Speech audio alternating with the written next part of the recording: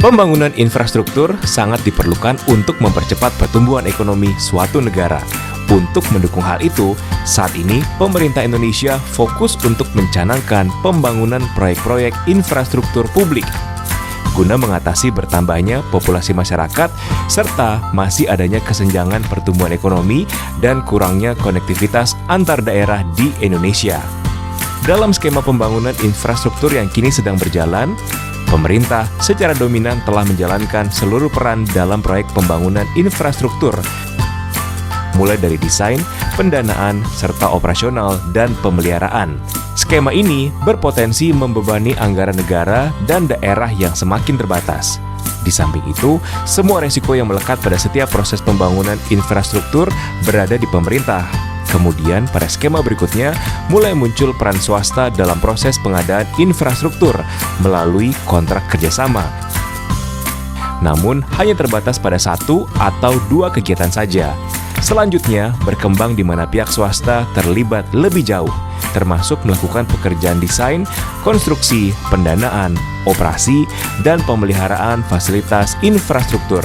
Keterbatasan anggaran negara dan daerah dibandingkan dengan kebutuhan pembiayaan pembangunan infrastruktur menuntut adanya upaya melibatkan partisipasi swasta lebih jauh.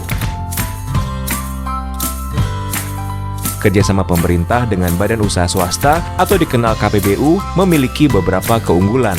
Antara lain, dapat mengurangi beban terhadap keterbatasan anggaran pemerintah yang semakin terbatas. Karena pembiayaan proyek infrastruktur dilakukan oleh swasta, sehingga pemerintah dapat lebih fokus kepada pelayanan masyarakat lainnya secara optimal. Terdapat juga potensi peningkatan efisiensi, serta alih pengetahuan dan teknologi dalam kerjasama pihak swasta. Karena sektor swasta memiliki insentif untuk melakukannya, termasuk dalam inovasi dan penggunaan teknologi baru yang lebih mutakhir. Pengadaan proyek KPBU dilakukan secara transparan karena pihak swasta dipilih melalui lelang terbuka.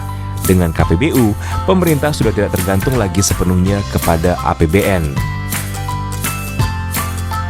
Pemerintah pun dapat lebih fokus pada kinerja output layanan infrastruktur sesuai kebutuhan masyarakat.